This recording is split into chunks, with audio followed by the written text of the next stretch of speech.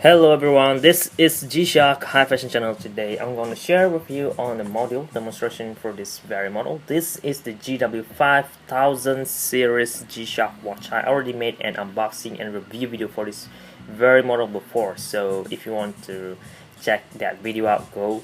In this video I'm just going to talk about the engine for this very model and some of the details that I missed on that video.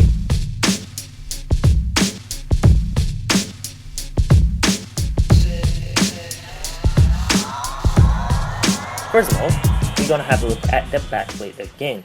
So down here is the backplate. This guy, of course, look at that DLC coating, very nice, coated to black. It's very glossy finish, almost like a mirror light. So this is the standard backplate. This is standard stainless steel. This is the DLC coated stainless steel hard case, which is very nice. Okay, if you look down here, GW-5000 series, and it's very look at that. You're gonna catch on fingers very easily. Anyway, stainless steel back, Japan, made in Japan over here. Also 200 meter water resistant, of course. And up here is the module number, a window for this very model. That is 3159 module, which I will talk about in this video. Down here, tiny numbers down there would be the batch number for this very model. Every top seller G-Shock watch should have this called batch number down there. In my case right now, it states that 201D321I. Yeah, I believe that is I instead of L. So what that means is that A, B, C, D, E, F, G, H, I, 9. So from here you know that this guy over here was made in 2009, which also means that this is the first generation GW-5000 on the market. Since GW-5000, I'm talking about this very model, this January release black gray model over here was first introduced somewhere on September in 2009. So this model over here that I got was produced at that very year, making this one I'm own is like what, almost 10 years old, up to date. The one that you're having right now probably was made like this year or probably at the end of last year, probably a new version. Nothing much of different at all. The construction are all just the same.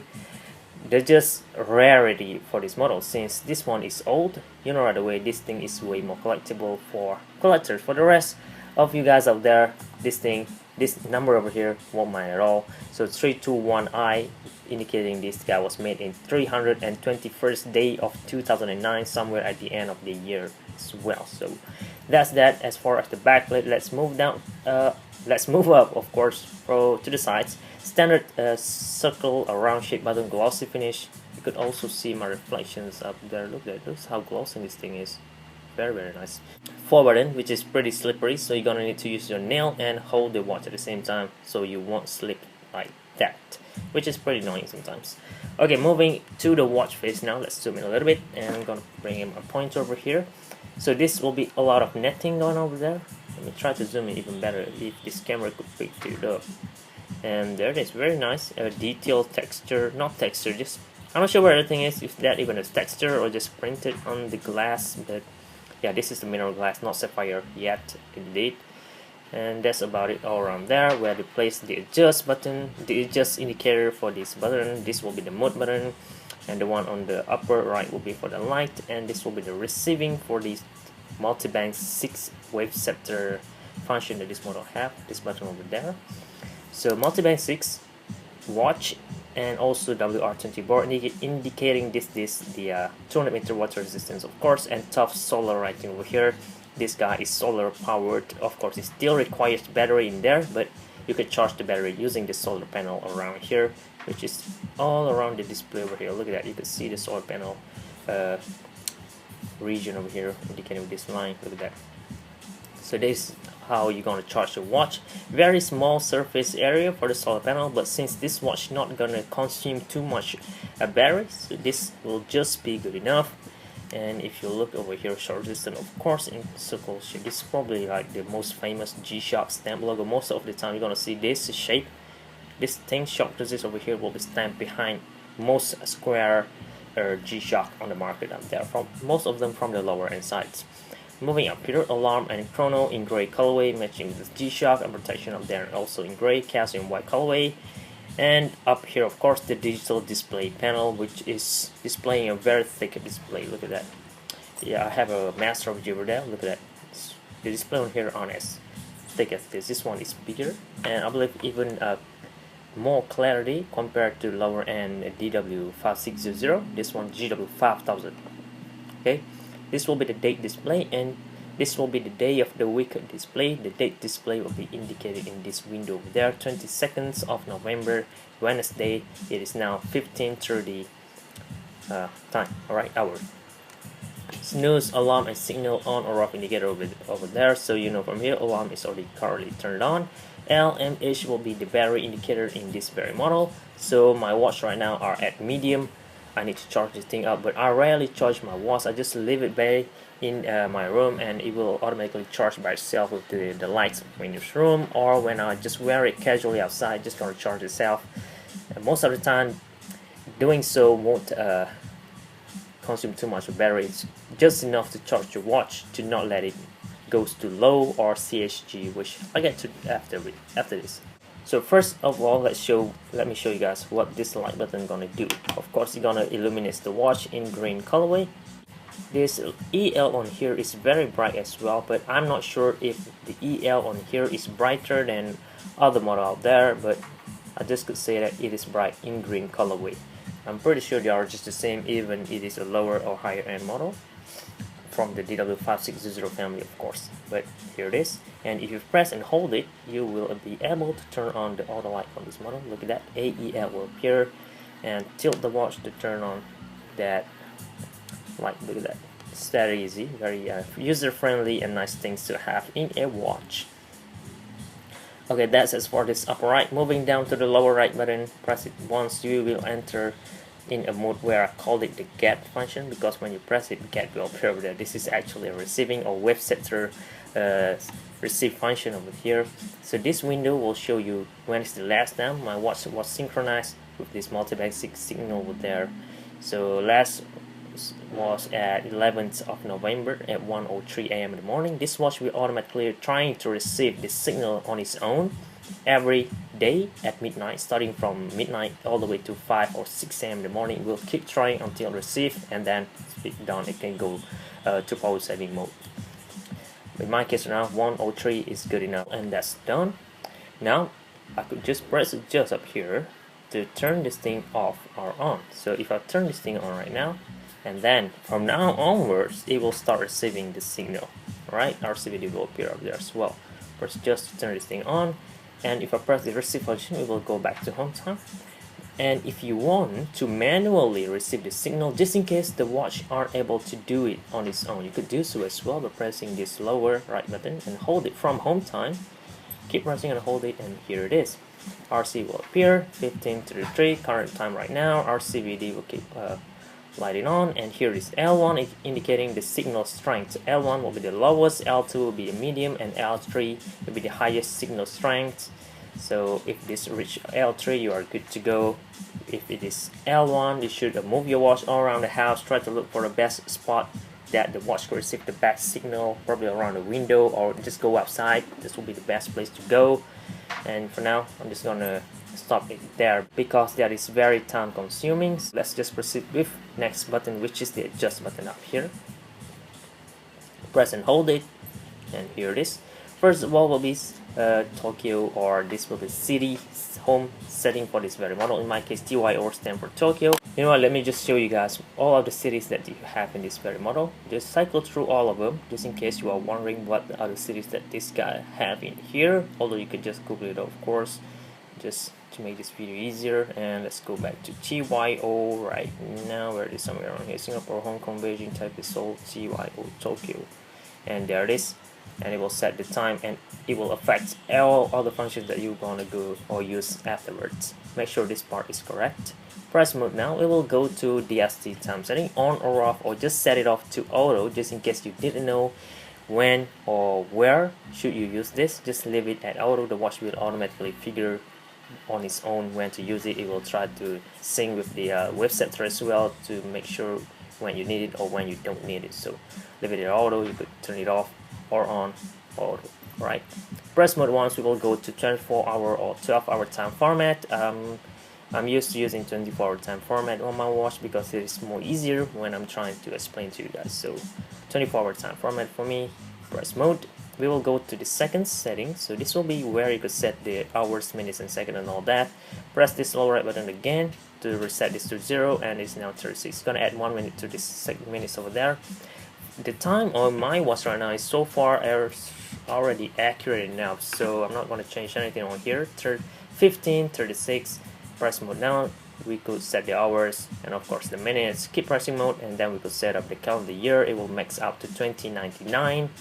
Press mode again, it will able to set the months and the dates. So far everything is accurate enough in my case. So this is now power saving mode. Press the slow right button to turn it on or off, and that's pretty much it on this very model. Leave it on to save the battery. It will turn off the screen whenever it didn't detect any presence of light using the solar panel, and if it didn't detect any movement using the ball bearing in there where they use that to for the auto light. But this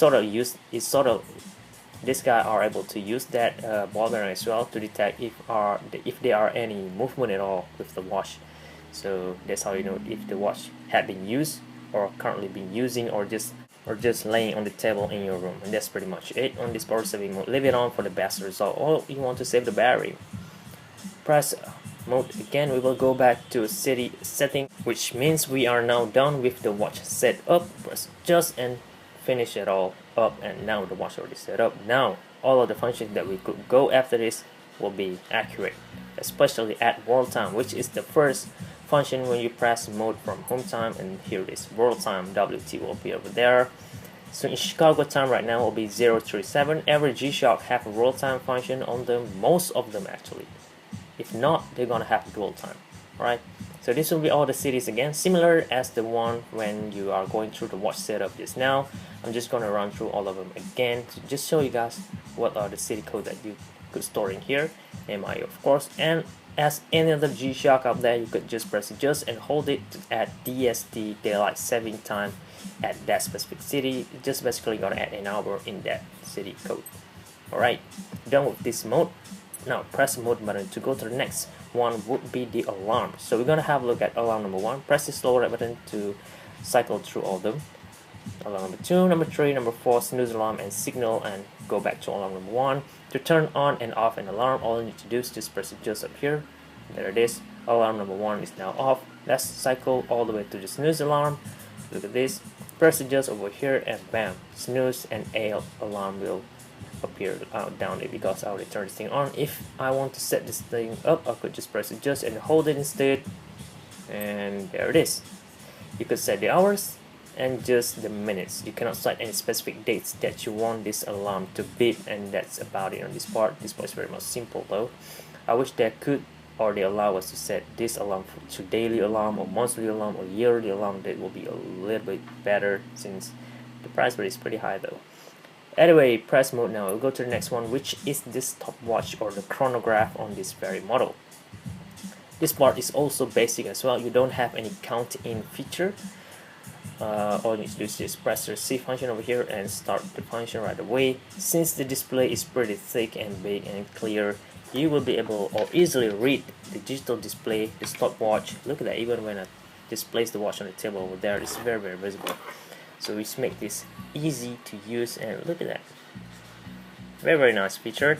You could split time of course as usual, split and split off. You can stop and also reset it back to 0, and that's pretty much over here. You don't have any target time or any of those sort of functions in this model.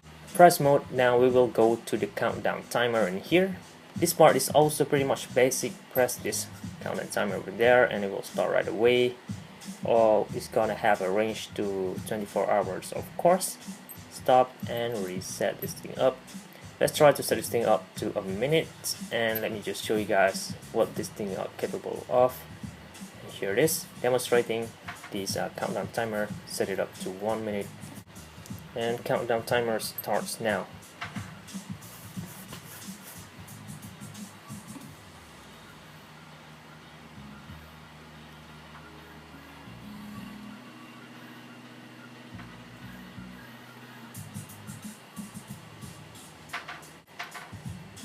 Alright, as you are seeing right now, 001 will appear since I set the alarm, or since I set this countdown timer to 1 minute, and when it is off, there it is. We don't have any flash alert or any of those type of features in here, but you do have a reminder that this timer was set to a minute only and now it is already off. And that's about it on this very model, and that's the purpose of this window up here at countdown timer mode, which I believe not a lot of G-Shock have actually. So that's that. Reset this thing back and press mode. We will go back to home time, and we are already done with the watch setup and how the function works, on, or at least how you, or what you're gonna expect when you pay more to get this model. Most of them will be just for the build quality and overall functionality.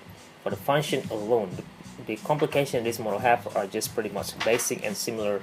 So even this guy over here, look at that. Oh, by the way guys, this is my main watch right now. I've been wearing this every single day, sort of like a beta watch, my daily go out watch. This is it, my GA70 from the Burning Sun series. I actually left this thing back at home so that I could use this, just because this thing is lighter in weight, man. This is way more comfortable. This thing way more practical. This thing's better for the colors, since I like colors. Anyway, back to this very model. So let's go to the test screen right now. 1, 2, 3 button at the same time, and bam, there it is. This is the first test screen cycle for this very model. DST over there. Just press this lower button to go to the next cycle, and here it is. Everything will appear. So at least for now, you are able to see what did you miss. So what else did I haven't covered yet throughout this whole video? RCVD, PS power saving, CSG will only appear when the battery is too low, even for the L over here. When CSG appear, everything else will light off. This is sort of like a way for the watch to remind you to actually start charging the watch. So after that, everything will get light on and you are good to go. That's pretty much over here. And you're gonna see this signal or symbol over here. This symbol over here is actually for the mute or key beeping, turn on or off. I'll show you guys after this. You could turn this thing off as well if you are annoyed by the sound that this model or this watch is producing. You could do so as well. Press this lower right button for more test screen cycle, and here it is, TYO, and back to home time. And let me show you guys other test screen, the second test screen for this very model. By pressing 1, 2, 3 button instead of this lower right, use upper right button instead, and here it is. This will be the tilt function in this very model. This is where you could check if the auto light on this very model is working or not.